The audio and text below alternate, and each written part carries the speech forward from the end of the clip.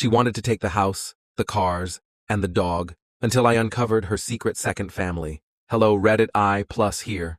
I was married to Vanessa for 9 years. On paper, we had it all. Beautiful house in the suburbs, 2 brand new cars in the garage, a golden retriever named Max, and a marriage people envied. But what they didn't know was that our marriage had been dead for at least 2 years.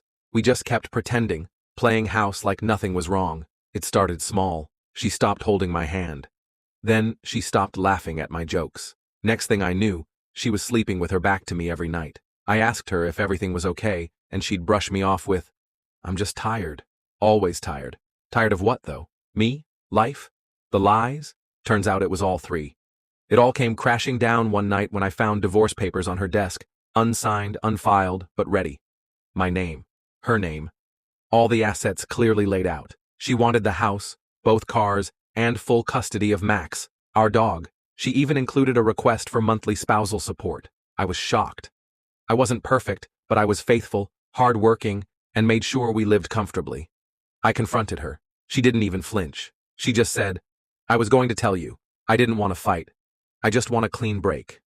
A clean break, where she takes everything and leaves me with nothing? Nah. Something didn't add. Up her calmness bothered me. No tears, no anger, just business. That's when I knew something deeper was going on. I've watched enough Dateline to know when a spouse is hiding something. So I started digging. I wasn't proud of it. But I checked her emails. Nothing. Her texts?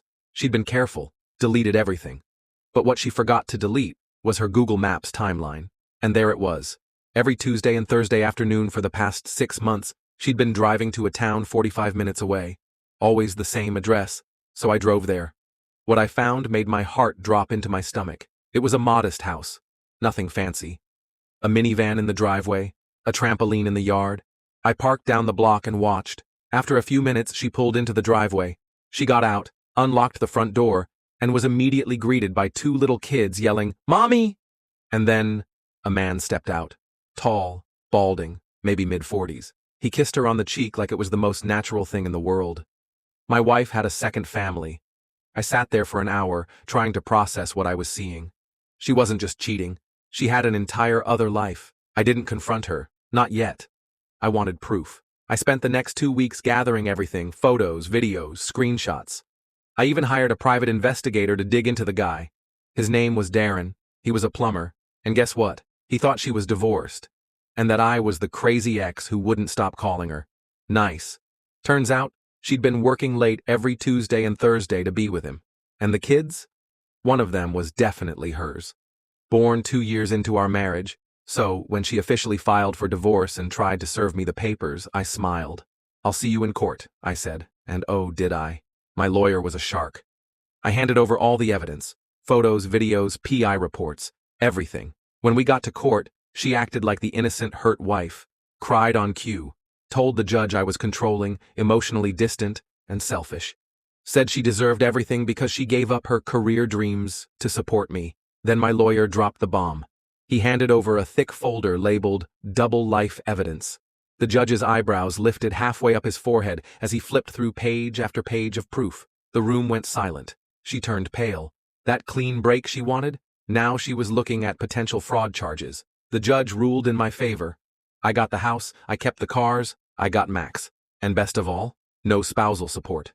In fact, she had to pay my legal fees. Her second family? Darren kicked her out when he found out she'd lied to him about being divorced. Apparently, he had a wife once who cheated on him, and he wasn't about to play second fiddle in someone else's drama. She lost everything. I still live in the same house, but I renovated the kitchen, ripped out the tiles she picked. Max is thriving. I started dating again. And while I'm still cautious, I'm happier now than I've been in years. As for her, last I heard, she was couch surfing with a friend from high school and working part-time at a boutique downtown. The second family? Gone. The man? Outside the kids? Staying with their dad? Moral of the story? If you're going to play dirty, don't do it with a man who's got time, money, and receipts, because you might think you're taking the house, the cars, and the dog, but you might just end up with nothing. Please subscribe for more interesting like this.